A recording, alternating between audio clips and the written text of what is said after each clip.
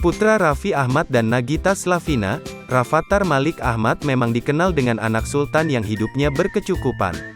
Namun baru-baru ini, Rafattar ketika ditanya sang bunda Nagita Slavina soal cita-citanya saat besar nanti, namun ternyata ia memberikan jawaban yang mengejutkan. Dalam video viralnya di media sosial @halochingdel.it, Nagita Slavina memberikan beberapa pilihan profesi untuk Rafattar.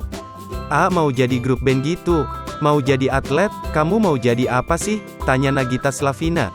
Sementara itu, anak pertama Raffi Ahmad tersebut bingung dengan pilihan profesi yang disebutkan Nagita Slavina. No, enggak tahu, mau jadi awan aja, jawab Rafattar. Harus ada cita-citanya dong. A. Pengen jadi apa? Tanya lagi Nagita Slavina. Terserahlah, mama pengen A jadi apa? A. Bingung mah, jawabnya Rafattar. Video viralnya sudah ditonton lebih dari 200.000 jumlah tayangannya. Sontak unggahan tersebut mendapat beragam komentar dari warganet. Duitnya udah banyak, ujar seorang warganet.